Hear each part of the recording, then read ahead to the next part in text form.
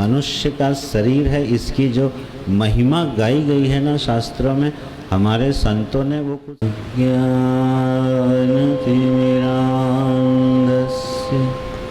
ज्ञानाञ्जनशलाकया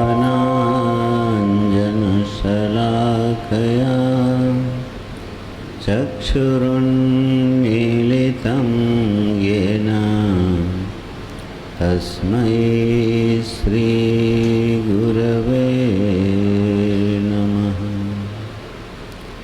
प्रपन्नपारिजाताय स्तोत्रवेत्रैकपाणये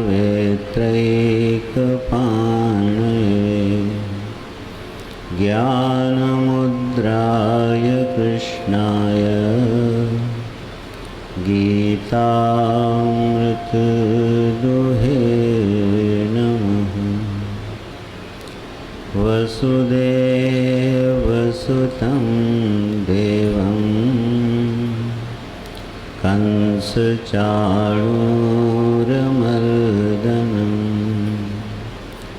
देवकी परमानन्दं कृष्णं वन्दे जगद्गुरुम्।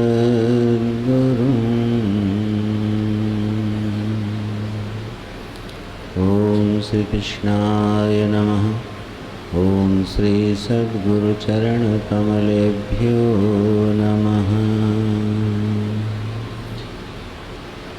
नारायण। हम लोग श्रीमद् भगवद गीता, भगवान की अमृतमयी वाणी को यथामति समझने का प्रयत्न कर रहे हैं। भगवान की भक्ति कैसे होती है, इस विषय पर हम लोगों ने किंचित विचार किया।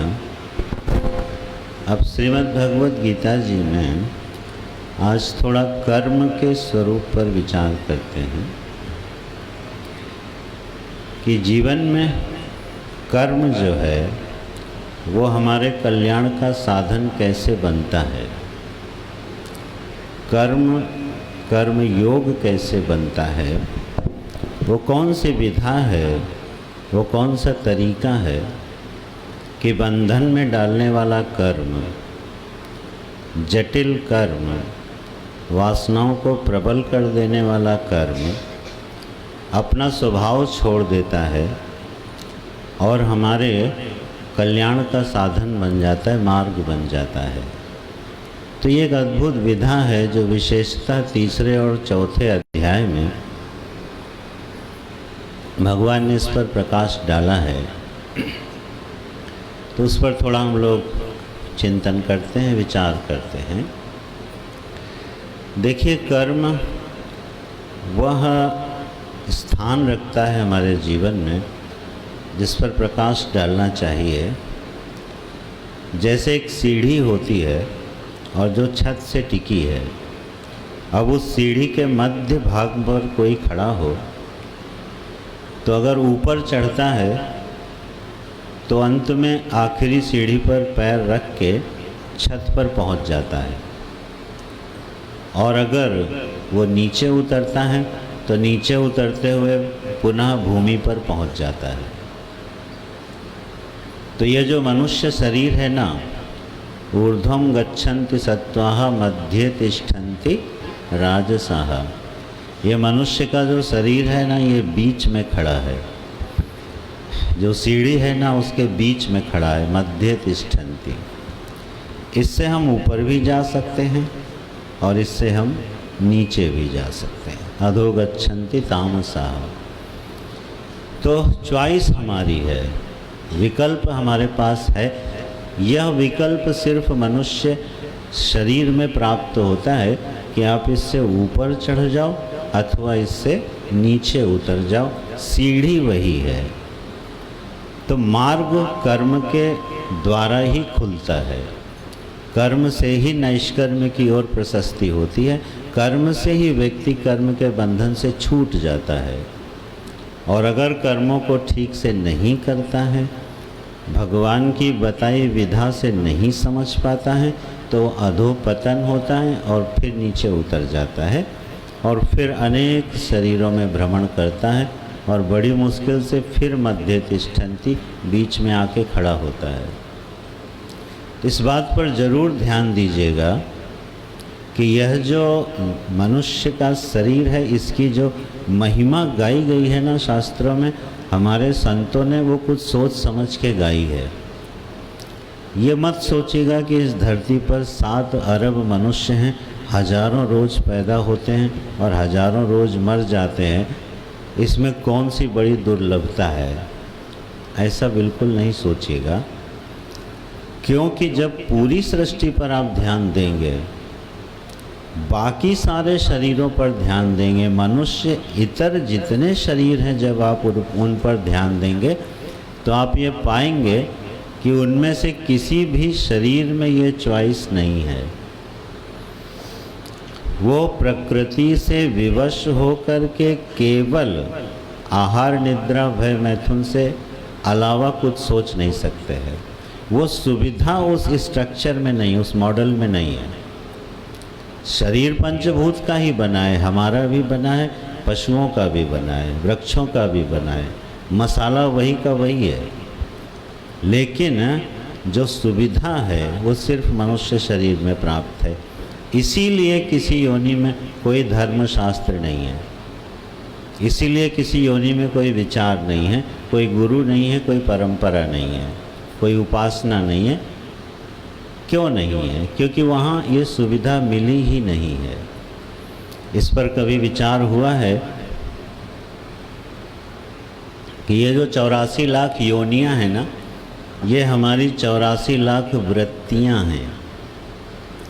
एक एक वृत्ति अपनी प्रधानता से एक एक शरीर धारण कर लेती है और इस तरह से 84 लाख स्ट्रक्चर इस ब्रह्मांड में उपलब्ध हैं। जैसे आप सोचो, कभी एक पतंगा जो है उसका एक शरीर बना और वो पतंगा जैसे ही दीपक की प्रभा को देखता है उसकी ओर दौड़ पड़ता है और अपने शरीर को भस्म कर देता है। आखिर वो शरीर किस लिए बना? क्यों प्रकृति ने उस एक शरीर को बनाया कि तुम जन्मो, उसके बाद दीपक की ज्वाला में भस्म हो जाओ? बस इसलिए बनाया। वो एक वृत्ति है। जब कोई मनुष्य, जब कोई वृत्ति इतना अधिक रूपासक्त हो जाता है और वो वृत्ति इतनी प्रधान हो जाती है तो प्रकृति को उस वृत्ति का क्षय करने के लिए एक शरीर बनाना पड़ता है।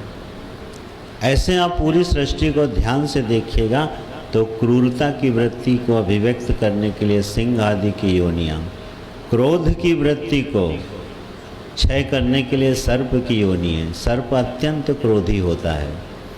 ये बात कालिया नाग ने स्वयं भगवान से स्तुति करते समय कही है कि हम लोग स्वभाव से बड़े क्रोधी होते हैं। तो सर्प अत्यंत क्रोधी होता है। तो जब हमारे जीवन में कोई वृत्ति इतनी अधिक तीव्र हो जाती है कि अब उसको क्षय करने के लिए प्रकृति को एक शरीर का निर्माण करना पड़ रहा है। और ऐसे हमारे ऋषियों ने पाया कि 84 लाख इस कॉम्बिनेशन हैं वृत्तियों के, स्वभाव के। तो एक एक शरीर में जा कर के एक एक वृत्ति का क्षय होता है और फिर एक लंबी यात्रा के बाद ऐसा क्षण आता है कि हमारी वृत्तियों में एक बैलेंस बनता है, जो ना बहुत अधिक होती है ना बहुत कम होती है। तब मध्य तिष्ठन्ति राजसाः, तब जाकर के हमको ये मनुष्य शरीर मिलता है। और इसमें ये विशेष सुविधा मिल जाती है क्या, कि हम चाहें तो अपना कल्याण कर सकते हैं और चाहें तो अपना विनाश कर सकते हैं। इस बात को जब हमारे ऋषियों ने पाया तो बोल उठे कि साधन धाम मोक्ष कर द्वारा, पाई न जे परलोक समारा। तब जाकर के ये वाक्य निकलते हैं कि मनुष्य शरीर दुर्लभ है।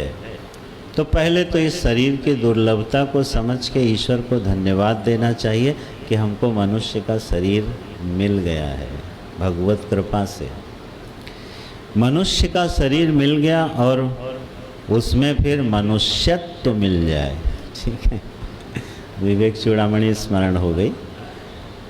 सबसे दुर्लभ तो मनुष्य का शरीर मिलना है, अगर वो मिल गया, लेकिन मनुष्य के बाद क्या सब में मनुष्यत्व तो आता है क्या? कई बार ऐसा देखा जाता है कि मनुष्य का शरीर होते हुए भी व्यक्ति पशु तुल्य जीवन जीता है।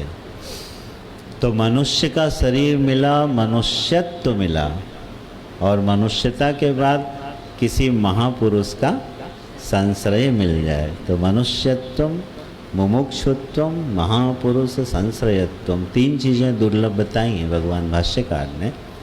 तो मनुष्यता मिल गई, पशुता जीवन में कम हो गई, दब गई।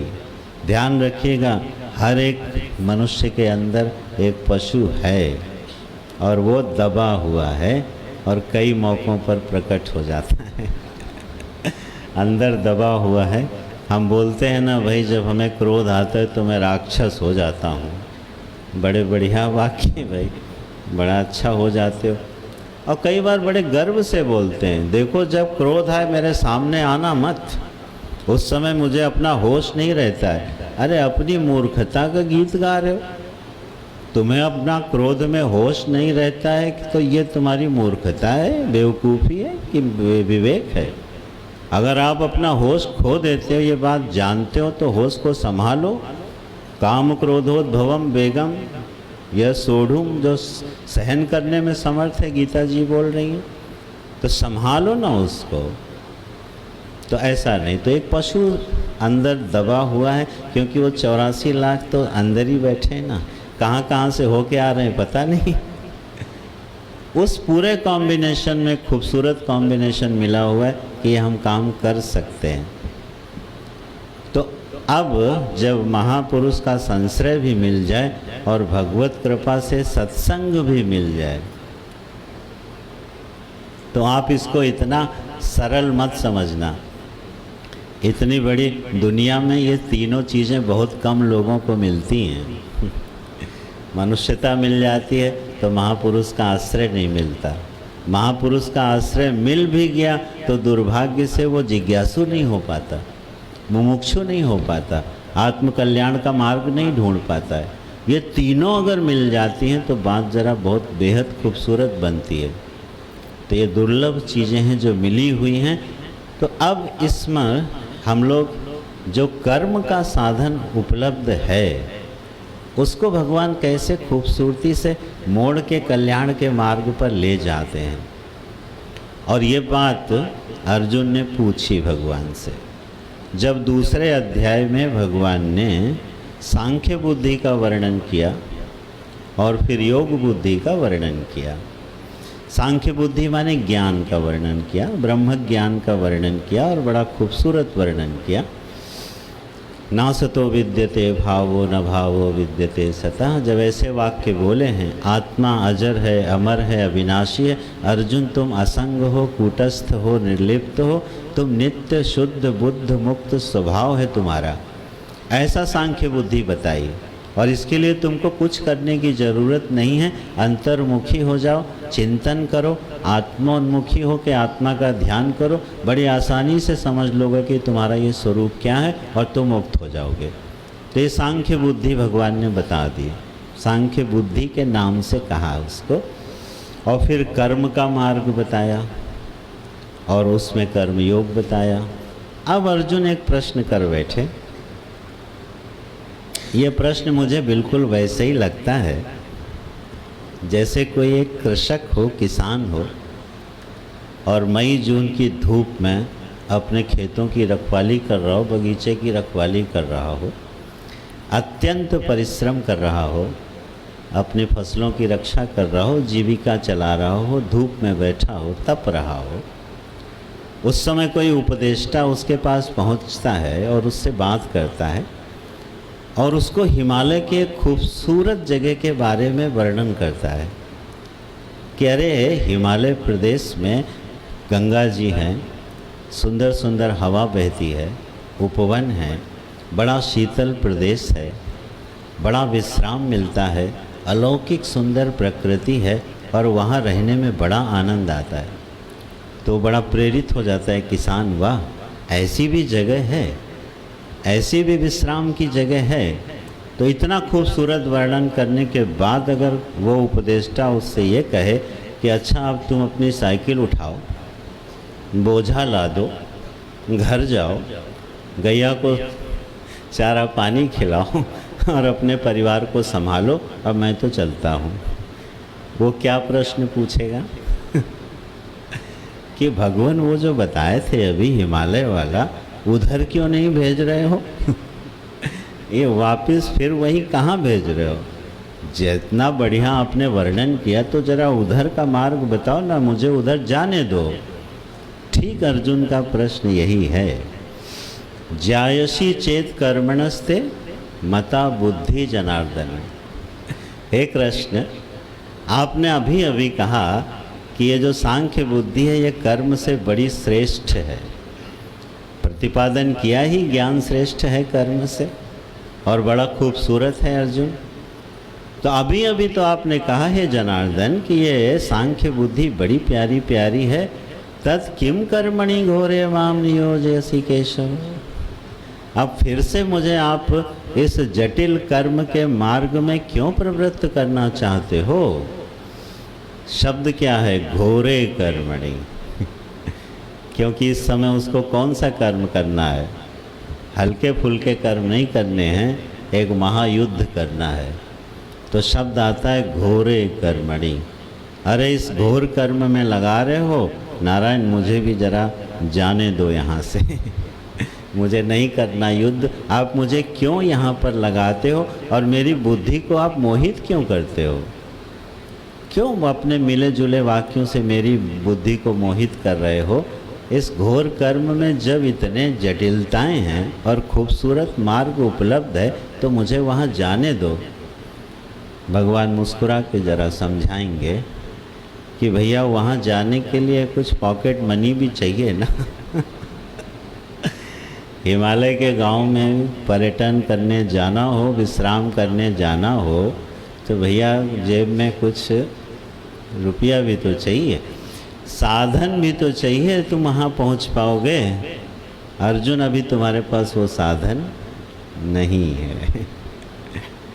वो साधन अभी तुम्हारे पास नहीं है कि तुम वहाँ जा सको। इसलिए तुमको करना क्या पड़ेगा? पहले वो साधन जुटाने पड़ेंगे, जिस साधन को जुटा करके फिर तुम सांख्य बुद्धि में प्रवेश कर पाओगे। देखो भगवान क्या संदेश दे रहे हैं। जिस भूमि पर, जिस धरातल पर हम खड़े हैं, उस धरातल से सीधे सीधे छलांग नहीं लगती है। अध्यात्म के मार्ग में कोई शॉर्टकट नहीं होता है, ये याद रखिएगा। नहीं, हमेशा अपने आप से चले जाओगे और दुनिया से चले जाओगे। कोई आके कहेगा सिर पे हाथ रख देंगे और हाथ रखते ही तुमको सप्त लोग दर्शन करा के ब्रह्म ज्ञान करा देंगे, ऐसे छलावों में चले जाओगे। ऐसा कभी होता नहीं है।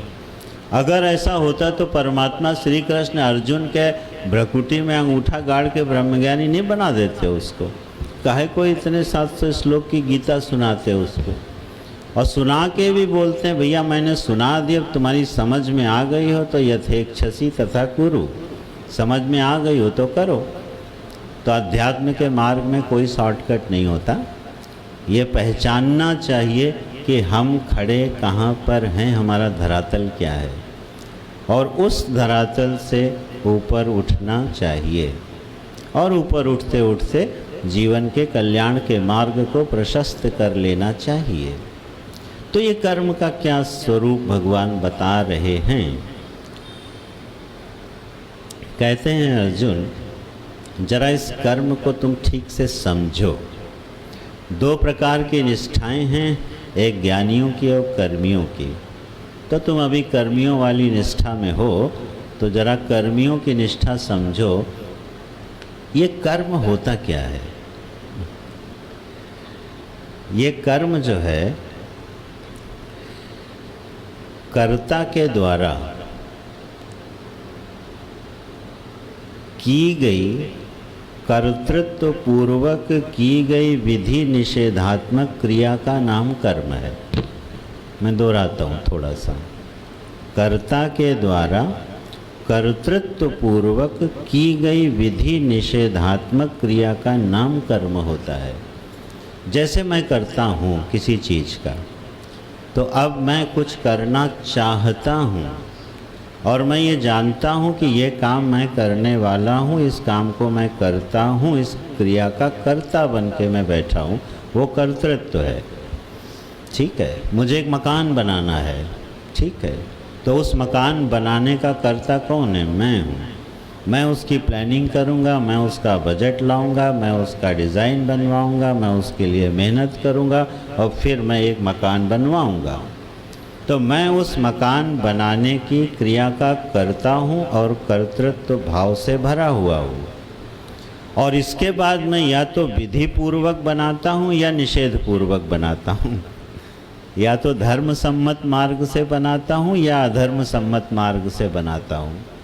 तब जा कर के मैं उस कर्म को, माने उस मकान को बना लेता हूँ, तो ये मेरा कर्म हो गया और उस कर्म का एक फल बनता है। फिर अगर विधि पूर्वक किया है तो वो कर्म का फल सुख देगा, और अगर निषेध पूर्वक किया है तो वो हमें दुख देगा।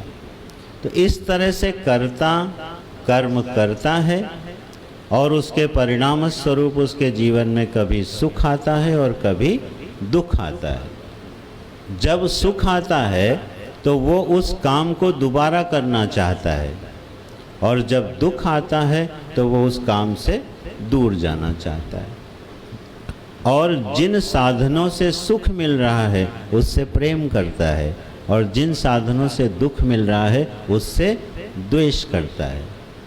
तो पूरे कर्म का स्वरूप क्या बना? मेरे अंदर एक इच्छा है, उस इच्छा की पूर्ति के लिए मैं करता हूँ, उस कर्ता बन के मैं कर्म करता हूँ, उसके फल स्वरूप सुख दुख उठाता हूँ, फिर सुख दुख से राग द्वेष करता हूँ। जहाँ से मुझे सुख मिलता है वो काम मैं दोबारा करना चाहता हूँ और फिर मैं उसको करता हूँ, और ये चक्र चलता रहता है। अच्छा बताइए, ये चक्र अभी तक शांत हुआ क्या? इस चक्र को कहीं उपरामता मिली क्या? कर्ता अभी तक शांत नहीं हुआ। कर्मों की एक अनगिनत लंबी श्रृंखला चलती चली जा रही है, लेकिन ये कर्ता कभी शांत होता नहीं है। तो फिर विराम कहाँ मिलेगा? गाड़ी कहाँ रुकेगी? तो अब ध्यान दीजिए, यही कर्ता जब विचार करता है और फिर ये पाता है क्या कि असल में मैं करता नहीं हूँ, मेरे द्वारा कर्म कराया जा रहा है। दृष्टि बदलेगी। मैं कर्म का कर्ता नहीं हूँ। फिर कर्म का कर्ता कौन है? कर्म का कर्ता सीधा सीधा कौन है ये तो मैं नहीं समझ पा रहा हूँ, लेकिन इतना पक्का लगने लगा है मुझे कि मेरी कोई हैसियत नहीं है कि मैं कर्म कर सकूं। मुझसे कोई है जो कर्म करवाता है, कोई प्रेरक है जो मुझसे कर्म करवा लेता है। मैं करण हूँ, मैं करता नहीं हूँ। तो भगवान के हाथ का करण बन जाना, ये है कर्मयोग की सीढ़ी। यहाँ से शुरुआत होती है कर्मयोग के प्रवेश की, कि मैं करता नहीं हूँ। अच्छा, अब इस बात को हम कैसे समझें कि मैं करता नहीं हूँ? तो भगवान के एक श्लोक पर ध्यान दीजिएगा। अधिष्ठानम तथा कर्ता करणम चा पृथक विविध, विविधाश्चा पृथक चेष्टा दैवात्र पंचमम। ये जो भगवान ने हेतु बताए हैं ना कर्म के, कोई भी कर्म जब संपादित होता है, कोई भी कर्म जब हम जीवन में पूरा कर पाते हैं, तो ज़रा ईमानदारी से सोचना कि क्या उस काम को आप अकेले कर पाए? उस काम को पूरा करने में कितनी चीज़ें लगी, कितनों की सहायता से आप एक काम कर पाए। भगवान ने 5 नाम दे दिए। बोले भैया पहले तो तुम्हें एक शरीर चाहिए, फिर तुम्हें इंद्रियां चाहिए, फिर तुम्हें कर्म करने की शक्ति चाहिए, ठीक है, और फिर प्रारब्ध हो और जो दैव हैं वो जरा अनुकूल हो, तब जा कर के तुम कोई छोटा सा काम कर पाते हो। क्या ये जीवन की सच्चाई नहीं है? इसीलिए हर आदमी कहीं न कहीं धीरे से अनजाने में बोल जाता है कि ये हुआ तो सब भगवान की कृपा से है। बोले आपने बहुत बड़ा सुंदर ये सुंदर स्थान बना दिया, तो मन तो कहता है कि हाँ बना दिया, लेकिन पीछे से बोलता है अरे नहीं नहीं मैंने नहीं बनाया, ये तो भगवान की कृपा थी कि बन गया। अब ये बात आप ईमानदारी से बोल रहे हो कि सामने वाले को बताने के लिए बोल रहे हो? ये अंदर बैठा परमात्मा समझता है ना। अगर आप ये बात ईमानदारी से बोल रहे हो कि ये मकान मैंने नहीं बनाया, तो सुंदर वाटिका मैंने नहीं बनाई, असल में पता नहीं ये कैसे बन गई, तो आप उसके फिर पूरे पूरे करता नहीं रहोगे। लेकिन ये माया रानी बड़ी विचित्र है भाई। जब ये बात हम बोलते हैं तो ये बताने के लिए बोलते हैं कि मेरे में देखो कोई अभिमान नहीं है। तुम ये ना समझ लेना कि मैं अभिमानी हूँ, मैं बड़ा विनम्र भक्त हूँ भगवान का। तो ये बताने के लिए, और इसकी पहचान करनी हो तो जानते हो कभी कभी करना मत, मैं बता रहा हूँ केवल। जब कोई आदमी आए और आपसे बोले भगवान अरे मैं तो क्या हूँ, मैं तो नाचीज आपके चरणों की धूल हूँ, मेरे से क्या हो सकता है, और आप धीरे से बोल देना यार बात तुम बिल्कुल सही करो, हो तो तुम धूल ही। इसमें कोई संदेह नहीं, हो तो तुम धूल ही, लेकिन अब ठीक है हमारी मदद मिल गई तो तुमने कर लिया। उसी क्षण आदमी पलट जाएगा और गुस्सा होके चला जाएगा। इसीलिए गोस्वामी जी बोल गए ना, नमन नीच के अति दुखदाई। ये नमन जो नीच का नमन है वो बड़ा ये नीचता यही है, नीचता यही है कि मैं घोषणा कर रहा हूँ कि अरे मैं तो नाचीज हूँ, मैं तो कुछ नहीं हूँ, और भीतर ही भीतर मालूम है अगर मैं नहीं होता तो ये कुछ होने वाला था नहीं, सब किया तो मैंने ही है। तो ये जो भाव है जीवन में, कर्तृत्व का जो भाव है, ये हमारे बंधन का कारण है और हमारे कर्म के स्वरूप को नष्ट कर देता है और हमें एक ऐसे जाल में फांस देता है जिससे हम निकल नहीं पाते हैं। तो भगवान क्या तरीका बताते हैं उसको ज़रा सुनिए। कहते हैं जरा अपने कर्म के स्वरूप को ऐसे बदलो, यज्ञार्थात् कर्मणोऽन्यत्र लोकोऽयं कर्म बंधनः तदर्थम कर्म कौन्तेय मुक्त संगः समाचर। ये है सूत्र वाक्य पूरे कर्मयोग का। हे अर्जुन तुम कर्म कैसे करो, यज्ञार्थात् करो, जरा यज्ञार्थ कर्म करो। यज्ञ का अर्थ है यहाँ परमात्मा। जरा ये कर्म ना अर्जुन तुम ईश्वरार्थ करो, मेरे लिए करो, क्योंकि अन्यत्र अयम लोकः कर्म बंधनः, क्योंकि इसके अलावा जो भी तुम कर्म करोगे वो तुम्हारे बंधन को बढ़ाने वाला होगा। ये बिल्कुल स्पष्ट आदेश है। जो लोग थोड़ी सी व्याकरण पर जानते होंगे, कर्म बंधना ये नाम है। कर्म बंधना यस्य सह कर्म बंधना, भगवान ने एक बड़ा खूबसूरत नाम रखा है हमारा। बोले कौन जा रहे हैं? मिस्टर कर्म बंधन जा रहे हैं। ये भगवान बोल रहे हैं, अयम लोका कर्म बंधना। बोले ये कौन है? अरे ये कर्म बंधन है। अच्छा क्यों? क्योंकि ये यज्ञार्थ कर्म नहीं करते, ये आत्मार्थ कर्म करते हैं। ये पूरी तरह स्वार्थ में डूबे होकर कर्म करते हैं, अपने देह का पोषण करने के लिए कर्म करते हैं, इन्हें और किसी चीज़ की परवाह नहीं है। ये है मिस्टर कर्म बंधन। तो वो कर्म फिर बांध देता है। और ज़रा विचार करके देखिए ऐसा होता है कि नहीं होता है। यज्ञार्थ कर्म कैसे कर्म के बंधन से छुड़ा देता है और स्वार्थ का कर्म कैसे कर्म के बंधन में बांध देता है।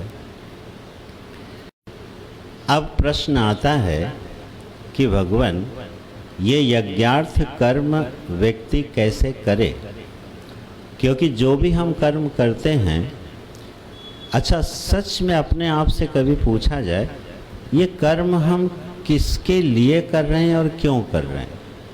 ये प्रश्न अपने आप से पूछना चाहिए कि मैं बहुत सारे कर्म कर रहा हूँ, कर्तव्य कर्मों का पालन कर रहा हूँ, स्वधर्म कर रहा हूँ, पूजा कर रहा हूँ, सब उपासना कर रहा हूँ, सब कर रहा हूँ, ये कर्म मैं कर किसके लिए रहा हूँ। पूछे, देखिए क्या उत्तर आता है। उत्तर मिश्रित आएगा। ये कर्म मैं अपने लिए भी कर रहा हूँ और अपने ममतास्पद लोगों के लिए कर रहा हूँ। ये सच है कि नहीं? हम कर्म किसके लिए करते हैं? व्यक्ति केवल अपने लिए कर्म नहीं कर सकता। एक व्यक्ति को अकेला छोड़ दो जिसका दुनिया में कोई ना हो, ठीक है, कोई ममतास्पद ना हो, और उससे बड़े बड़े कर्म करने के लिए बोलो, करेगा? बोलेगा 2 रोटी मिल जाती है, जीवन चल रहा है, मैं किसके लिए करूं? बोलते हैं ना। एक मुखिया सारे दिन परिश्रम करता है, घर का जो मुखिया होता है सारे दिन परिश्रम करता है, किसके लिए कर रहा है? अपने बच्चों के लिए कर रहा है, अपने परिवार के लिए कर रहा है, अपने जिनसे ममता उनके लिए कर रहा है। ये जीवन की एक सच्चाई है, इसको पहले स्वीकार करें फिर उससे ऊपर उठें। ये सच्चाई है कि मेरी जिससे ममता है उसके लिए मैं कुछ भी करने को तैयार हो जाता हूँ। अब सोचो, एक पिता जब बाज़ार जाता है और मेहनत की कमाई उसकी जेब में पड़ी हुई है, और बाज़ार में जब वो एक शर्ट देखता है तो उसके मन में क्या ख्याल आता है? बेटे के लिए ले लूं। आता है कि नहीं आता? माँ बाज़ार में जाती है तो वो अपनी साड़ी बाद में खरीदेगी, बच्चे का खिलौना पहले खरीदती है। तो ये कर्म किसके लिए है?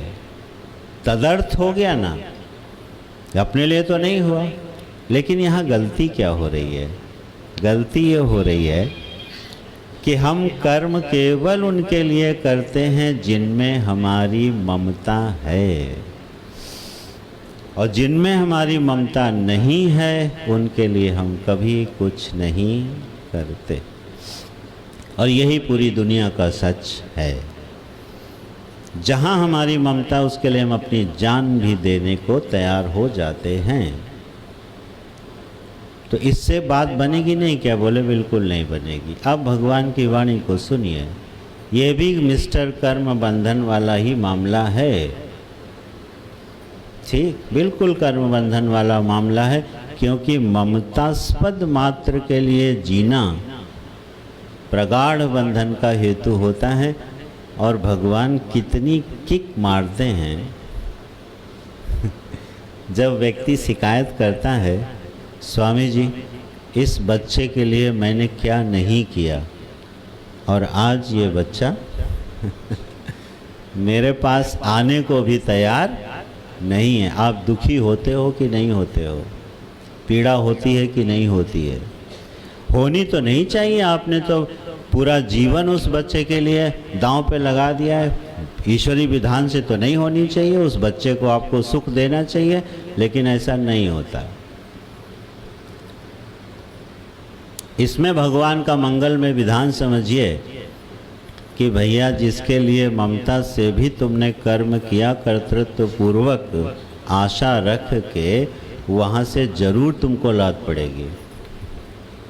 ये भगवान का मंगल में विधान है और मैं बड़े कठोरता से बोल रहा हूँ। जिसको नहीं पड़ी है भगवान उसके ऊपर रुष्ट है, पक्का है। ये मान के चलो, अगर नहीं पड़ रही है तो भगवान आपसे रुष्ट हैं। अभी वो आपको अपनी तरफ खींचना नहीं चाहते हैं, तो अभी बात बनाएंगे नहीं वो। और जब लातें थोड़ी थोड़ी पड़ने लगे ममतास्पद से, तो समझना मेरे कल्याण का मार्ग खोलने वाले हैं प्रभु। क्योंकि अब आपको वो ममतार्थ कर्म से हटा के कहाँ ले जाने वाले हैं? यज्ञार्थ कर्म की ओर ले जाने वाले। तब जीवन में यह सूत्र उतरेगा क्या कि हमें किसके लिए कर्म करना है, बोले अब हमें अपने ईश्वर के लिए कर्म करना है। अब अभी सीधे ईश्वर तक नहीं पहुँचेंगे, बीच की कुछ कड़ियाँ हैं, क्योंकि ईश्वर सामने नहीं है ना, ईश्वर प्रत्यक्ष दिखता नहीं है, तो समझ में नहीं आता ईश्वरार्थ कर्म कैसे करें। वो थोड़ा वक्त लगेगा वहाँ तक पहुँचने में, लेकिन उसका तरीका क्या है कि अगली सीढ़ी क्या है कि जरा विराट के लिए कर्म करना शुरू किया जाए, क्योंकि विराट भी तो प्रभु का स्वरूप ही तो है। तो जरा बड़े उद्देश्य के लिए जीवन जीना शुरू किया जाए। और आश्चर्य की बात है, जब आप बड़े उद्देश्य के लिए जीवन जीते हो तो आपकी शक्ति और आपका बल बढ़ता जाता है, और आपकी जो ममतास्पद लोग हैं उनका जीवन बड़े आराम से पूरा होता है। उनको वो सब प्रसाद में मिल जाता है जो आप मेहनत करके नहीं दे पाते, शायद वो प्रसाद में दे देते हैं प्रभु। क्योंकि जब किसी को 1 रुपया मिल जाए तो क्या उसके साथ चवन्नी नहीं मिल गई उसको? रुपया कोई किसी को 1 मिल जाए फिर भी कहे हमारी चवन्नी कहाँ गई, तो बस गड़बड़ है ना, क्यों? चवन्नी तो रुपए में शामिल है।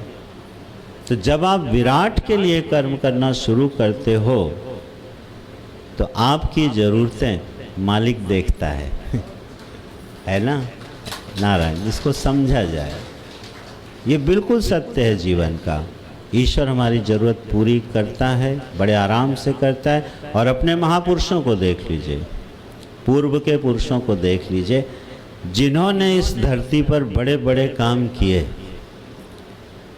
विवेकानंद जी को ले लीजिए, रमण महर्षि को लीजिए, स्वामी राम तीर्थ को ले लीजिए, अपने गुरुदेव को ले लीजिए, जिन्होंने इस दुनिया में बड़े बड़े काम किए, उन्होंने किसके लिए किए?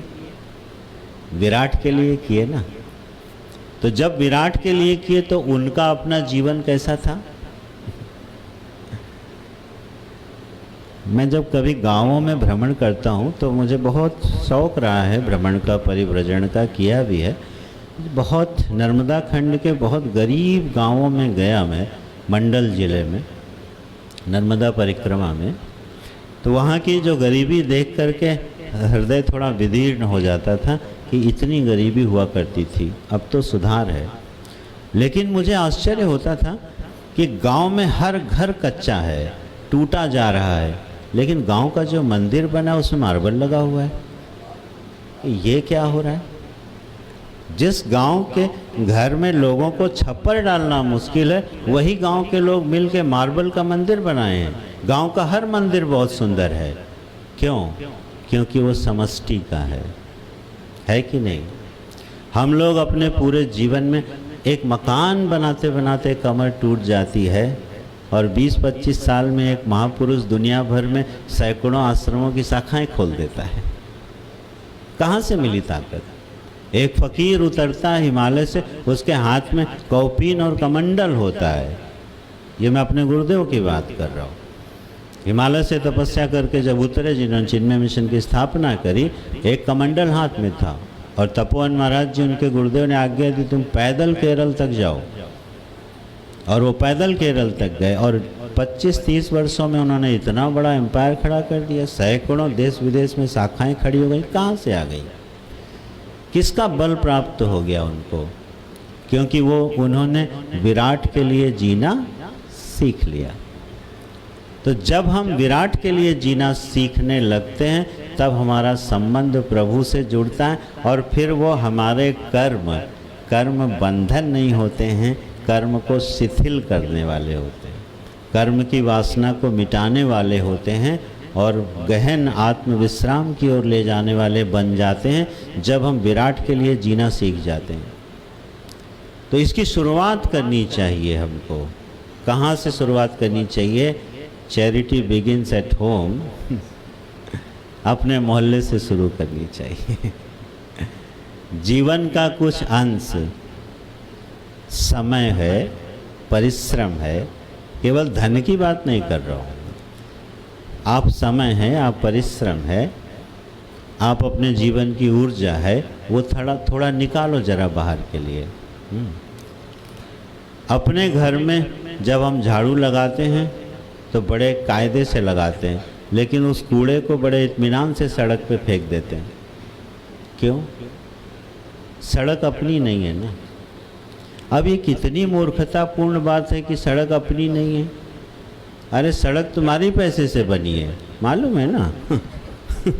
तुम्हारी मेहनत का पैसा जीएसटी में कटता है, उससे सड़क बनती है। लेकिन घर का कमरा हमारा है, उस पर चमक के पोछा लगेगा और कूड़ा आराम से सड़क पे चला जाएगा, क्योंकि सड़क अपनी नहीं है। अभी आप विराट से जुड़े नहीं। शुरुआत यहाँ से होती है कि हमारे घर की सड़क भी अपनी है, फिर हमारे मोहल्ले का मंदिर भी अपना है, और फिर हमारे मोहल्ले के बच्चे भी अपने हैं। ठीक है, नाम लेके तो नहीं बोलता हूँ, मैं एक छोटी सी दृष्टांत देता हूँ।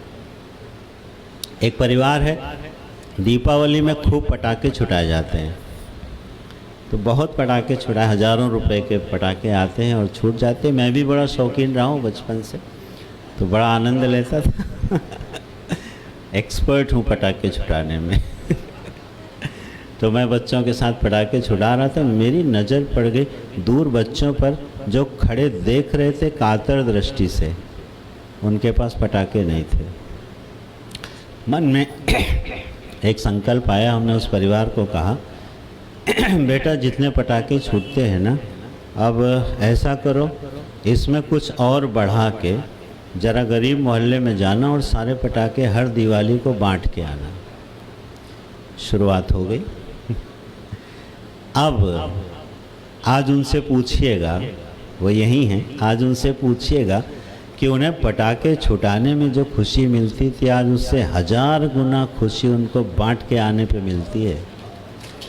जब वो अपने घर लौटते हैं ना, तो बच्चे खड़े होते हैं, गाड़ी आ गई, गाड़ी आ गई, बाबूजी आ गए, और छोटे छोटे पटाखे पाके खुश हो जाते हैं, और उनकी शक्ति भी बढ़ी, उनकी सामर्थ्य भी बढ़ी। तो मैं ये कह रहा हूँ, यज्ञार्थ कर्म का मतलब क्या है? कोई बहुत जटिल बातें नहीं है। भगवान करें तदर्थम कर्म कौनते है। तुम जरा विराट के लिए करना सीखो। जब तुम ऐसा कर पाओगे तो तुम्हारी बल और शक्ति तो मैंने बढ़ानी है ना। एक सेवक है, 2 सेवक हैं एक सेठ के घर में, और एक सेवक उतना काम करता है जितनी उसको तनख्वाह मिलती है, घड़ी देखता है और उसके बाद चला जाता है। और दूसरा सेवक एक्स्ट्रा काम भी कर देता है, सेठ जी का ध्यान भी रखता है और पैसे भी नहीं मांगता। तो दूसरा वाला उससे कहता है, अजीब मूर्ख हो यार तुम, अरे इससे कंजूस सेठ है, अपने टाइम पे काम करो, निकलो, ये कुछ देने वाला नहीं है। दूसरा नहीं मानता, करता रहता है। 2-4 साल के बाद वो सेठ उस सेवक को मैनेजर बना देता है और दूसरा वाला सेवक ही रह जाता है। यही ईश्वरीय विधान है। परमात्मा ने हमको कुछ दे के भेजा, हमने उसका दुरुपयोग किया तो छीन लिया जाएगा। अगर ये मनुष्य शरीर भेजा परमात्मा ने दे के और हमने एक सीढ़ी भी ऊपर नहीं चढ़ी कल्याण के मार्ग की, अगली बार छीन लिया जाएगा, बिल्कुल छीन लिया जाएगा। लेकिन अगर एक सीढ़ी ऊपर चढ़ गए तो ज़रा अच्छे परिवार में जन्म मिलेगा। तो ये तो अपने हाथ में है कि हम इसका सदुपयोग करते हैं या दुरुपयोग करते हैं। तो भगवान क्या कह रहे हैं? तदर्थम कर्म कौनते। तो अब आई बात विराट की, और विराट से जरा कोई और ऊपर उठ जाए, सीधे ईश्वरार्थ कर्म। मेरे प्रभु मेरे कार्य से प्रसन्न हैं कि नहीं, ये अगर सीखना हो तो आप हनुमान जी से सीखो। तब जरा आप देखना कर्म का स्वरूप कितना सुंदर हो जाएगा। जो कर्म आज हमको टेंशन देता है, तनाव देता है, जटिलताएं देता है, घोर कर्म लगता है, वही कर्म बड़े सुंदर और प्यारे लगने लगेंगे। सबरी को झाड़ू लगाना कितना अच्छा लगता होगा, हाँ, कितना अच्छा लगता होगा। क्यों? राम जी आएंगे ना, इसलिए। हमारे श्री भरत जी अयोध्या का राज्य किसके लिए संभाल रहे थे? किसके लिए? प्रभु श्री राम के लिए संभाल रहे थे ना, अपने लिए नहीं संभाल रहे थे। तो ये तदर्थ हुआ कि नहीं हुआ? अयोध्या में किसी को तकलीफ ना हो, प्रजा सुव्यवस्थित रहे। प्रभु ने जैसी अयोध्या दी है, जब वो आए तो मैं उससे समृद्ध अयोध्या अपने प्रभु को अर्पित कर सकूं, इस भाव से तपस्वी होकर के श्री भरत जी अयोध्या का राज्य संभालते रहे। तो राजा जैसा कर्म वो 14 वर्ष तक किए कि नहीं किए, लेकिन किसके लिए किए? तदर्थम। तो क्या मिला उनको? भगवान का अटूट भक्ति, प्रेम और स्नेह। और आज भरत जी का नाम लेके हृदय आह्लादित हो जाता है, वो हमारे आदर्श हैं। तो हम जब कर्म करते हैं तो कभी ये नज़र चली जाए कि यार इससे मेरा मालिक प्रसन्न होगा कि नहीं होगा। ये हैं कर्मयोग के सूत्र जो जीवन में आएंगे तो कर्मयोग बनेगा। हमारा प्रभु इससे प्रसन्न होने वाला है कि नहीं है, कहीं नाराज तो नहीं हो जाएगा। और ये पकड़ जिस दिन जीवन में आ गई, क्योंकि वो जानते हैं कहाँ बैठा है, वो अंतर्यामी बन के अंदर बैठा है। जब मैंने किसी की निंदा करी और निंदित वचन बोले, ये कर्म हो गया ना। अंदर बैठा अंतर्यामी खड़ा होके टोकेगा, जरा ठीक नहीं कर रहे यार, हमको मज़ा आ नहीं रहा तुम्हारे इस कर्म से। ये पकड़ जिसको आ गई, अब ये थोड़ा सूक्ष्म होता चला जाएगा, लेकिन भगवान वहीं ले जाना चाहते हैं। हमारी हर प्रवृत्ति जो मैं करने जाऊं, उसके पीछे हमारा हृदयेश्वर खड़ा हो जाए और हमको टोक दे, बेटा ये काम ठीक नहीं है, तो आप समझ जाओ। और बिल्कुल टोकता है, हमेशा टोकता है। पुरंजन का जो सखा है ना, अभिज्ञात सखा, इस बार भागवत जी बहुत स्मरण है, क्योंकि अभी अभी उड़ीसा से भागवत करके आ रहा हूँ तो मन में रहती है। पुरंजन नाम का जो राजा है उसका सखा कौन है? अभिज्ञात सखा। वो अभिज्ञात सखा उसको बीच बीच में जरा बोलता रहता है, लेकिन पुरंजन इतना भोगों में मस्त हो गया कि उसने उसकी आवाज़ को सुनना बंद कर दिया। तो क्या दुर्दशा हुई उसकी। भयानक दुर्दशा होने के बाद जब अगला जन्म मिला है और वहाँ जा कर के भी वो मोहित हुआ है, तब वो अभिज्ञात सखा खड़ा होता है, बोले अभी भी यार मन भरा नहीं तुम्हारा। इसको बोलते हैं अंतर्यामी प्रभु, जो हमारे अंदर बैठ कर के हमें सही मार्ग पर चलने की प्रेरणा देता है। अगर ये बात पकड़ में नहीं आ रही है तो जीवन में कोई आचार्य और गुरु होना चाहिए। वो तो होना ही चाहिए। आचार्यवान पुरुषो वेद, ये वो श्रुति वचन है। जिसके जीवन में कोई आचार्य नहीं है वो बहुत दरिद्र है। धनवान हो जाओगे, गुणवान हो जाओ, रूपवान हो जाओ, लेकिन आचार्यवान नहीं हुए तो बड़े दरिद्र हो, क्योंकि श्रुति का आदेश है आचार्यवान पुरुष हो वेद। तो सब कुछ हो गए और जीवन में ऐसा कोई महापुरुष नहीं आया जिसको आप ये दिखा सको कि ये मैंने काम किया है, उसको देख के वो खुश होंगे कि नहीं। अगर ऐसा हमारे जीवन में कोई है नहीं तो कर्म करने में आपको उतना मज़ा आएगा नहीं। कर्म से भोग मिलता है, कितने काल तक भोगोगे, एक लिमिट आ जाती है। कितने भोग, यही 5 इंद्रियां, 5 विषय, थोड़ा बहुत मान सम्मान, इसके अलावा आप कौन सा सुख ब्रह्मलोक तक एक्स्ट्रा ले आओगे? नथिंग। तो एक दिन हर आदमी उब जाता है, कर्म करता है, भोगता है, कर्म करता है, भोगता है, और एक दिन उब जाता है, यार यही। लेकिन वो व्यक्ति कभी अपने कर्म से नहीं उबता, जिसको लगता है मैं जब काम करके आऊँगा तो कोई मुस्कुरा के देखेगा और कहेगा वाह तुमने बहुत अच्छा काम किया। एक प्रेरक है ना। तो जब हम लोग अपने गुरुओं के लिए काम करते हैं, गुरुकुल में जब हम लोग वास करते थे, गुरु सेवा में रहते थे, छोटी छोटी बातें गुरु जी बड़े ढंग से सिखा देते थे। इतना आह्लाद रहता था कि जैसे कोई उत्सव है आश्रम में। अब सारे ब्रह्मचारी वहाँ पर सेवा कार्य में लगे हैं। अब सबकी इच्छा है कि सब अपना अपना काम करके दौड़ के जाएं और उसके बाद गुरुजी देखें, वाह बहुत तुमने अच्छा काम किया। अब मैं सोचता हूँ आप प्रेरक तत्व क्या था कर्म का? कर्म का प्रेरक तत्व था गुरु की प्रसन्नता, और भय किसका था कि यार कुछ गलत ना हो जाए, नहीं तो डांट पड़ेगी। अगर हमारे जीवन में ऐसा कोई नहीं रहा तो हम दरिद्र हो गए, बात बनेगी नहीं। इसलिए कोई आचार्य, कोई गुरु होना चाहिए जिसकी खुशी के लिए आप जी सको, विराट की खुशी के लिए जी सको और फिर अपने मालिक की खुशी के लिए जी सको। और इसमें सर्वश्रेष्ठ तो हमारे हनुमान जी हैं। उनका कोई आग्रह ही नहीं है। जिसमें राम जी प्रसन्न उसमें हनुमान जी प्रसन्न। असली कर्म योग है ये भक्त का। उनका अपना कोई आग्रह है ही नहीं। जिस सेवा में जहाँ लगा दो लगे। और इसका प्रमाण क्या है कि एक बार जानकी जी का जो सिंदूर है सुना ही होगा। जानकी जी को सिंदूर लगाते देखा, बोले माँ आप ये सिंदूर क्यों लगाती हैं? बोले इससे भगवान प्रसन्न होते हैं। बोले अरे सिंदूर लगाने से प्रसन्न होते हैं? तो उठाया पूरा सिंदूर का कटोरा और पोत लिया।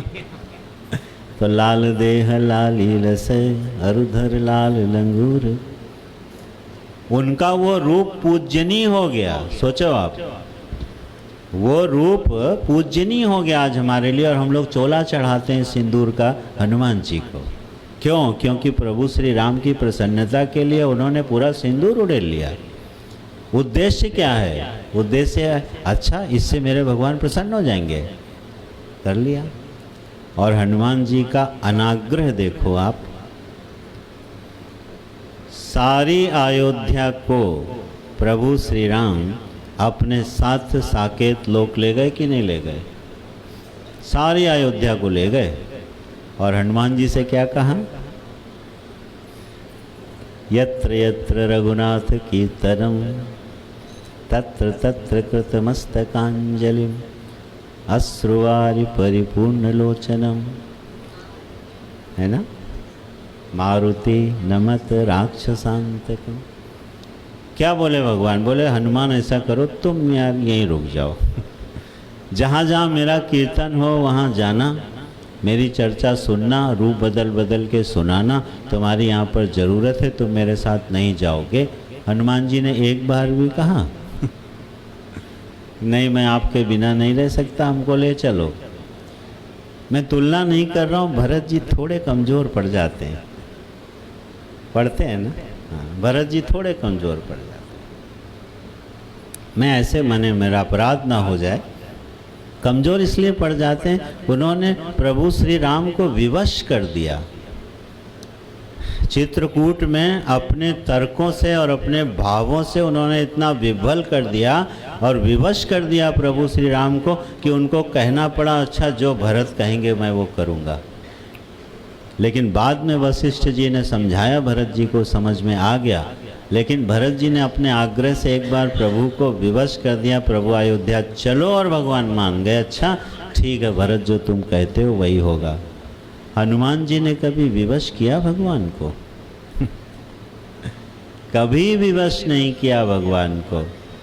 और आपको जीवन का बड़ा प्यारा सूत्र ध्यान दीजिएगा, you are most comfortable with the people जिनके साथ आपको कुछ वो अपना पोज ना बनाना पड़े।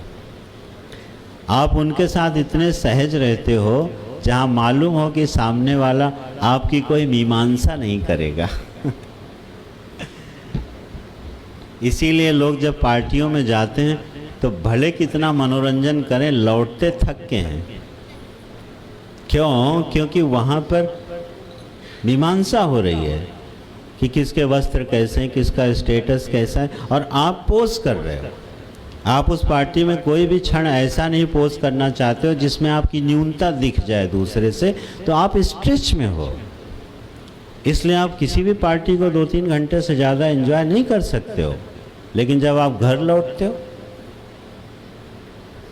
अंगोछा पहने बैठे रहो चाहे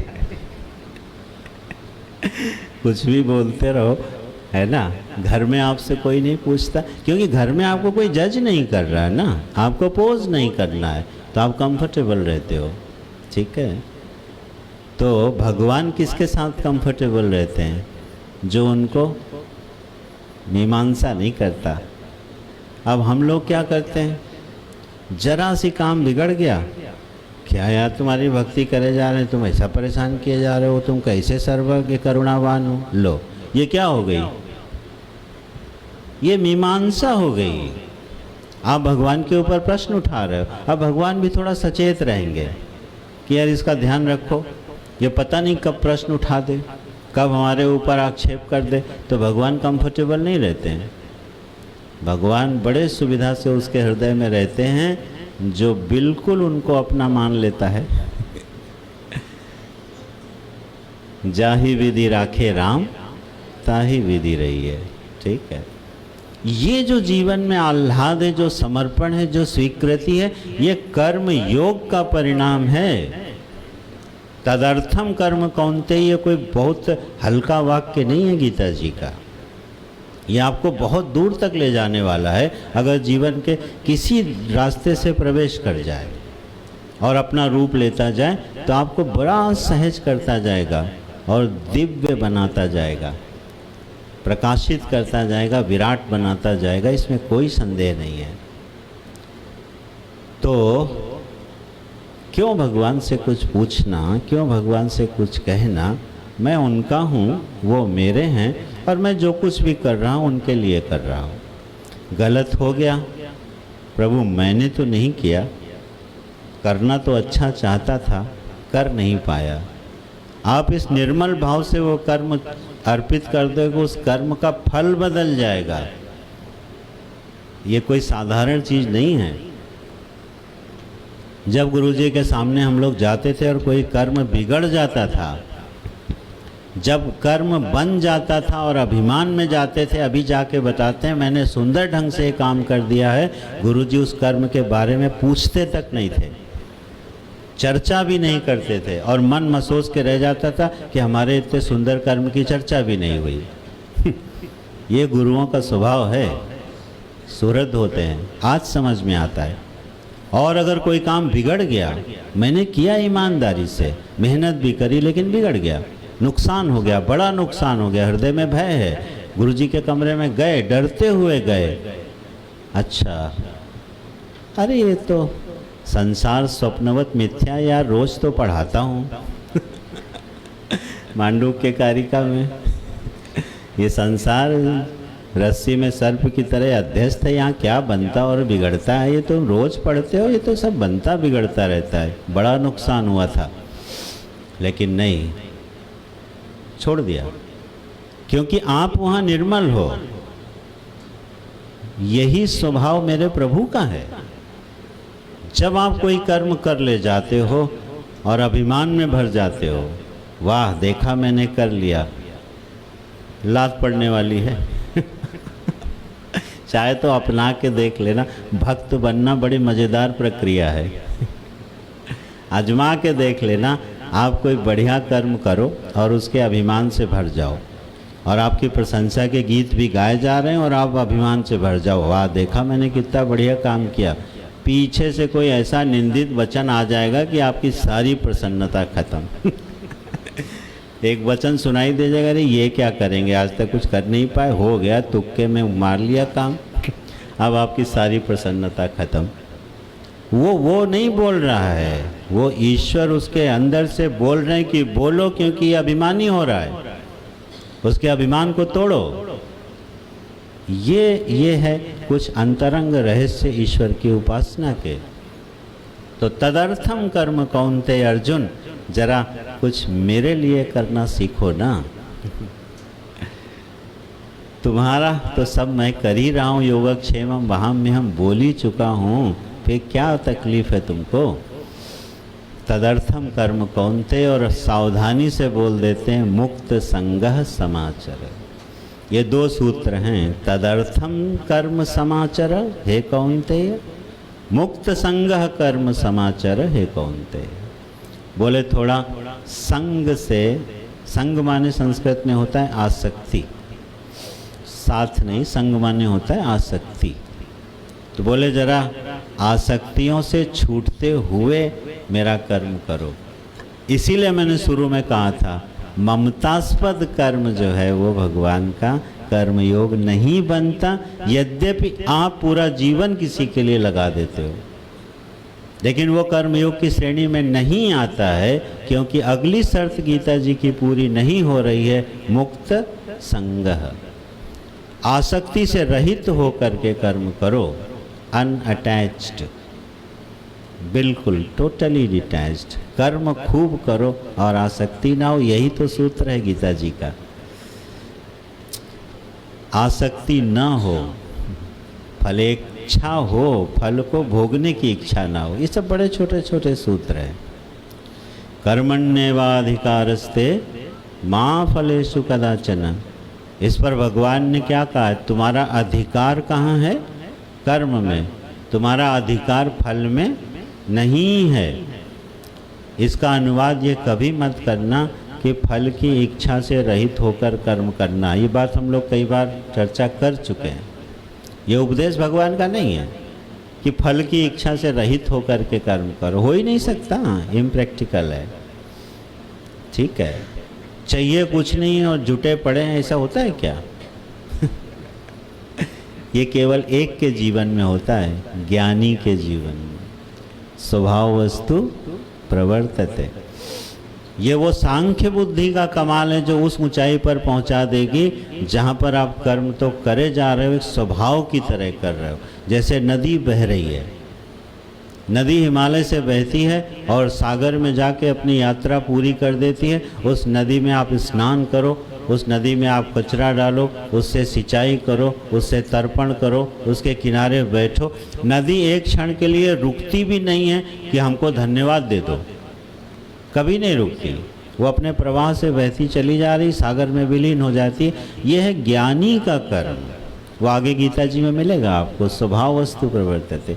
जो ज्ञानी होता है ना, वो बहता है, ईश्वर के साथ बहता है। उसको ना वो करण है ना कर्ता अभिमानी है। कल शायद इस पर चर्चा हो, कल ज्ञान का विषय आएगा तो उस पर देखेंगे। लेकिन वो ज्ञानी का कर्म है जो कर सकता है। मुक्त संगा, अनासक्त होके कर्म किया जा सकता है, बड़े आराम से किया जा सकता है। जब हम कर्म प्रभु के लिए करेंगे तो हमारी कर्म में, उसके फल में आसक्ति नहीं रहेगी। लेकिन ध्यान देना, फल में आसक्ति भी ना हो और कर्म में प्रमाद भी ना हो। इसलिए अगली पंक्ति है, माँ कर्म फल हेतुर्भुः माते संगस्तु अकर्मणि। क्योंकि ऐसा होना बिल्कुल स्वाभाविक है। क्या यार, हमें कुछ चाहिए नहीं तो मैं करूं क्यों? और ये बिल्कुल स्वाभाविक है। आदमी को जब कुछ चाहिए नहीं तो काहे को कोल्हू के बैल की तरह जुटा रहेगा वो। जैसे जैसे चाहत खत्म होती है वैसे वैसे कर्म का दबाव खत्म होता है। लेकिन यहाँ उल्टी बात कर रहे भगवान, चाहो तो तुम कुछ मत, आसक्त तुम बिल्कुल मत हो, लेकिन आलसी मत बनना, कर्म खूब करते रहना। कर्तव्य निष्ठा को छोड़ने नहीं देते हैं। अब सुग्रीव को देख लो क्या किए थे भगवान। सुग्रीव बड़े आवेश में बोला था, ये सुग्रीव का ही है ना, वो सब तजी भजन करो दिन राति। सुग्रीव ने बोला है ना, अब प्रभु कृपा करो यही भांति, सब तजी भजन करो दिन राति। भगवान ने कहा सब तजी बोल रहे, खतरे वाला मामला है। अभी अभी तो बयाना लिए है कि हम सीता जी को ढूंढने में मदद करेंगे, और अभी धीरे से बोले जा रहे हैं सब तजी भजन करो। भगवान ने कहा अच्छा तुम भजन तो करो, और गया और भूल गया। ऐसा नहीं कि भगवान के भजन में भूल गया कर्म, वो भोग विलास में भूल गया कर्म, और भोग विलास में लिप्त हो गया, भूल गया, तो भगवान ने उसको छोड़ दिया क्या?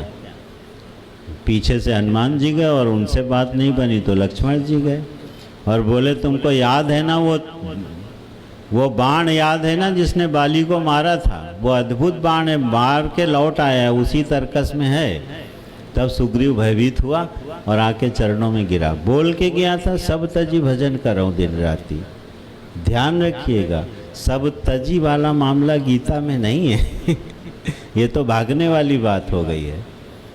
कर्तव्य निष्ठा में प्रमाद ना हो, स्वधर्म निष्ठा में प्रमाद ना हो, जीवन उत्साह से भरा हुआ हो। किसी भी कर्म को करने के लिए मैं सतत तैयार हूँ, ठीक है, चाहिए कुछ नहीं क्या ऐसा अद्भुत कर्म हो सकता है? विचार कीजिएगा, बार बार विचार कीजिएगा, हम सभी विचार करें। अगर ये हो जाए तो बात बन गई। तो भगवान ने कर्म का जो स्वरूप गीता जी में निर्धारित किया, उसका मूल संदेश यही है कि कर्म जब कर्ता भाव से भावित हो करके किया जाएगा तो वो हमारे बंधन का कारण जरूर बनेगा और हमको अपने जाल में लपेट के रखेगा। और ये बिल्कुल सच्चाई दिखाई देती है, क्योंकि जब हम कर्म करते हैं तो कितने टेंशन में रहते हैं। ये प्रमाण है कि आप कर्मयोगी नहीं हो। हम और आप कर्मयोगी नहीं हैं। हनुमान जी को कभी तनाव में देखा? कितनी विपद परिस्थितियों में भगवान का कर्म करते रहे। और बड़े बड़े महापुरुष कितनी विपत्तियों में कर्म से जूझते रहते हैं, कभी आपने उनके चेहरे को मुरझाया हुआ देखा? क्यों? ये सूत्र पकड़ में आ गया है ना। तो जब कर्म करते समय हमको बड़ा टेंशन हो, समझना प्रभु से जरा दूरी बनी है। तनाव इस बात का प्रमाण है कि अभी कर्मयोग नहीं हो रहा है, क्योंकि कर्मयोगी के जीवन में कर्म का कोई तनाव रहता नहीं। कारण क्या है? अरे कर्म से मिलने वाले फल से उसने संबंध ही हटा रखा है। और हमको तनाव किस बात का होता है? मेरा कर्म पूरा होगा कि नहीं। एक ही तो टेंशन है कि कोई न कोई उपद्रव खड़ा ना हो जाए, कोई बाधा ना आ जाए, कोई अव्यवस्था ना हो जाए, मेरा कर्म खराब ना हो जाए, वो फल मुझ तक ना पहुँचे। यही तो टेंशन है। और क्या टेंशन है? बच्चा पढ़ेगा कि नहीं पढ़ेगा। सारे तनावों पर विचार करके देखिए, यही तो जीवन के तनाव हैं। किस बात का तनाव है? कर्म से मिलने वाला फल मुझे मिलेगा कि नहीं मिलेगा। भगवान कह रहे हैं माँ कर्म फल हेतुर्भुः। तुम कर्म फल के हेतु क्यों बन रहे हो? तुम्हारा कर्म में अधिकार है, तुम करो। तो ऐसा कर्मयोगी टेंशन फ्री, तनाव मुक्त होके कर्म करता है।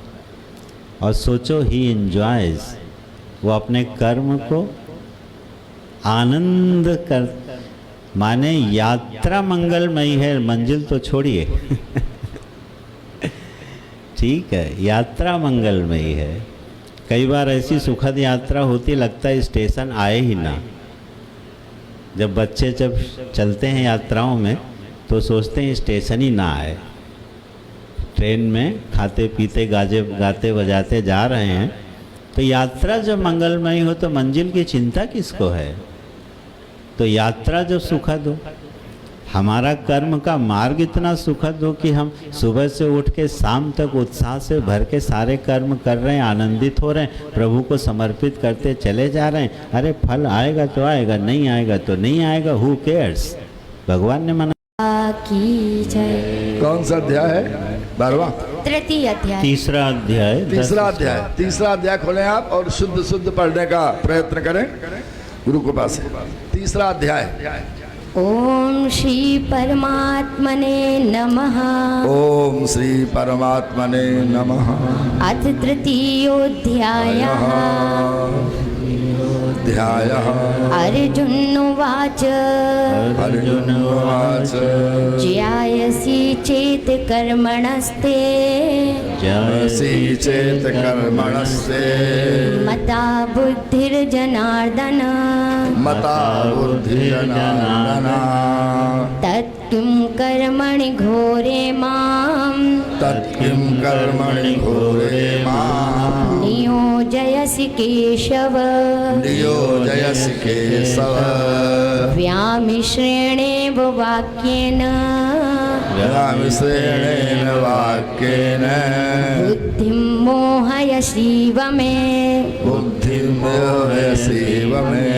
तदेव तदेकं वद निश्चित्य तदेकं वद निश्चित्य येन श्रेयोऽहमाप्नुयाम् येन श्रेयोऽहमाप्नुयाम्। श्रीभगवानुवाच श्रीभगवानुवाच लोकेऽस्मिन् द्विविधा निष्ठा लोकेऽस्मिन् द्विविधा निष्ठा पुरा प्रोक्ता मया नघ पुरा प्रोक्ता मया घन ज्ञानयोगेन साङ्ख्यानां ज्ञानयोगेन साङ्ख्यानां कर्मयोगेन योगिनां कर्मयोगेन योगिनां न कर्मणामनारम्भान् न कर्मणामनारम्भान् नैष्कर्म्यं पुरुषोऽश्नुते नैष्कर्म्यं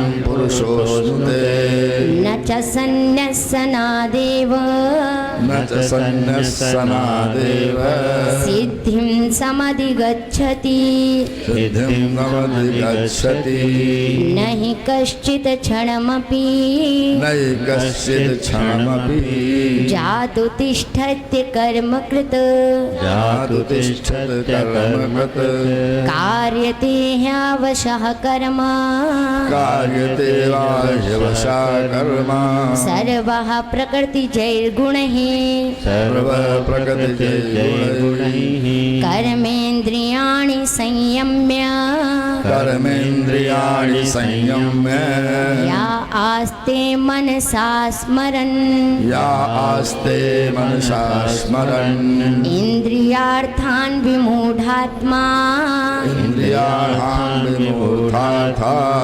मिथ्याचारः स उच्यते मिथ्याचारः स उच्यते यस्त्विन्द्रियाणि मनसा यस्मिन्द्रियाणि मनसा नियम्यारभतेऽर्जुन नियम्यारभतेऽर्जुन कर्मेन्द्रियकर्मसंयोग कर्मेन्द्रिय संयोग कर्मेन्द्रिय हि कर्मयोगम् कर्मेन्द्रियैः कर्मयोगम् असक्तः सा विशिष्यते असक्ता सा विशिष्यते नियतं कुरु कर्मत्वं नियतं कुरु कर्मत्वम् कर्म ज्यायो ह्यकर्मणः कर्मज्ञायो ह्यकर्मणः शरीरयात्रापि चातेन शरीरयात्रापि च तेन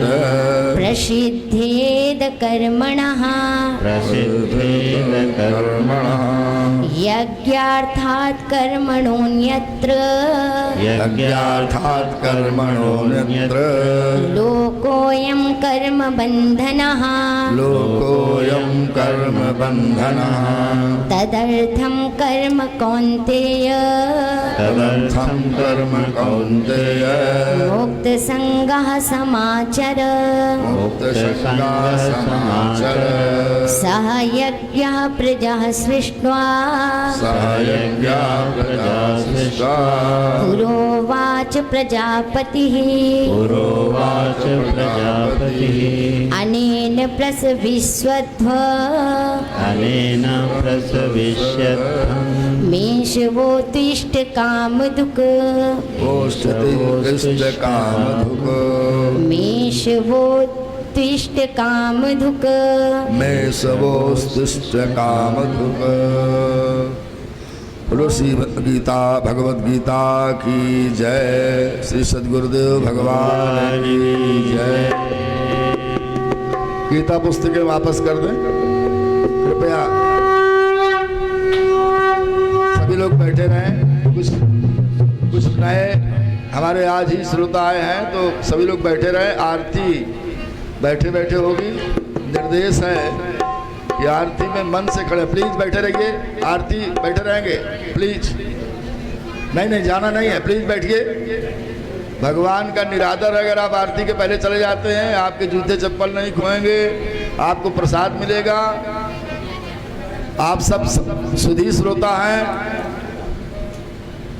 आज इस गीता महोत्सव के चतुर्थ दिवस अब केवल एक दिन शेष है। आप सबका स्वागत है। जो कुछ नए आज हमारे भक्त आए हैं उनके प्रति भी हम उनका भी स्वागत करते हैं, आभार प्रकट करते हैं। और ये सौभाग्य जो हम लोगों को प्राप्त हुआ है कानपुर दक्षिण में महाराज श्री की अनुकंपा से, भगवत कृपा से, उसका हम कल और सदुपयोग करेंगे।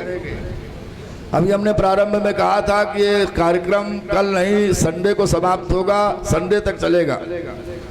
महाराज जी का कोई अंतिम दिवस नहीं है, ये विश्राम दिवस है। विश्राम लेगी कथा, अंतिम तो कभी कथा होती ही नहीं है।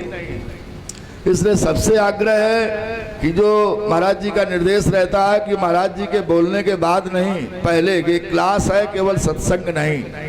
आपको एक नई चीज मिली होगी कि सत्संग में यत्र तत्र जैसे तैसे मोबाइल खोल करके हलचल पूर्वक आप सुनने का जो प्रयास करते हैं, वो इस तरह से श्रीमद् भगवत गीता का सत्संग कुछ दे नहीं पाता, कुछ आप प्राप्त नहीं कर पाते हैं। मनोरंजन की तो पूर्ति हो जाती है और आपको गौरव हो जाता है कि हम बहुत अच्छे सत्संग करके आए हैं। उन लोगों से आप बताते जरूर हैं जो लोग सत्संग में नहीं आते, लेकिन जरा ये समीक्षा करना चाहिए कि आज के सत्संग की, आज के क्लास में हमने क्या सीखा।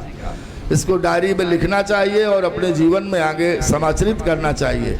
ऐसा निर्देश और प्रार्थना है आपसे। आज के आरती के कार्यक्रम में हमारे जैसे कि इस कार्यक्रम के प्रमुख यजमान अपने अग्रवाल परिवार के हैं, मंजू अग्रवाल, जितन अग्रवाल और सभी। इसी क्रम में दूसरी आरती नौबस्ता से पधारे भगवत शुक्ला बहुत अनुराग रखते हैं, अपने सपत्नी की आरती में उपस्थित हों। एक प्रार्थना है कि आरती के बाद हम कुछ महानुभावों को महाराज जी से आशीर्वाद दिलाना चाहेंगे जो आज नए उपस्थित हुए हैं। उनमें हमारे डी वाजपेयी जी का साहित्य आज फिर वितरित किया जाएगा, स्वामी राम सुखदास का। हम सूचनाएं देंगे और ये सूचना हम इसलिए दे रहे हैं आपको कि आरती के बाद प्रसाद लेने की होड़ में आप न जाएं। कृपा करके 5-10 मिनट का समय और दें। प्रसाद तो मुख्य रूप से तत्वता ज्ञान का प्रसाद ही है जो पूरे जीवन का कल्याण करता है, और ये प्रसाद तो घंटे 2 घंटे के बाद उसकी मिठास खत्म हो जाती है। तो माननीय डी वाजपेयी का परिचय हम कई दिनों से आपको इसलिए दे रहे हैं, यद्यपि वो भगवान का कार्य समझ के करते हैं कि वो राम सुखदास का, स्वामी राम सुखदास जी का साहित्य निःशुल्क देते हैं। आज उसको हम मनीषियों को देंगे। कृपया बहुत लोगों को प्राप्त हो चुका है। हमारे बीच में आज सुनील ब्रह्मचारी जी, गोपाल त्रिपाठी जी, किदवई नगर से राम प्रकाश शुक्ला जी जो पर्यावरण में बहुत अपना योगदान देते हैं, ये प्रेरणा उनसे मिलती रहेगी अन्य लोगों को। सुरेंद्र नाथ पांडे मिसेस दामोदर नगर, बड़े क्रम से वो नीचे बैठ के सुनती हैं। और इसी तरह राधा रमन तिवारी दामोदर नगर, रामकृष्ण वाजपेयी आज आए हैं पहले दिन, काफ़ी यद्यपि वो गीता का पाठ रोज करते हैं। राकेश चतुर्वेदी जी, सतीश चंद्र द्विवेदी जी आदि आदि, ये लोग महाराज जी से बाद में गीता का, श्रीमद् भगवत गीता का प्रसाद प्राप्त करते हुए महाराज जी से आशीर्वाद प्राप्त करेंगे।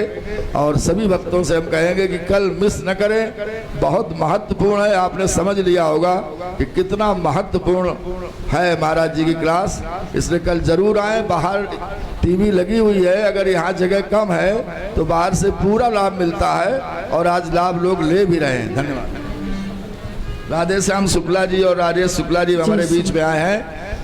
आप सब लोग आरती के बाद कृपया मंच तक पहुंचेंगे, हम क्रमशः आपको बुलाएंगे। बोलिए गीता अम्बा की जय। जय भगवत गीते अम्बा, जय भगवत गीते। हरि कमल बिहारिण, हरि कमल बिहारिण, सुंदर सुपनीते। अम्बा जय भगवत गीते। कर्म सुमर्म प्रकाशिन कामा सतिहरा,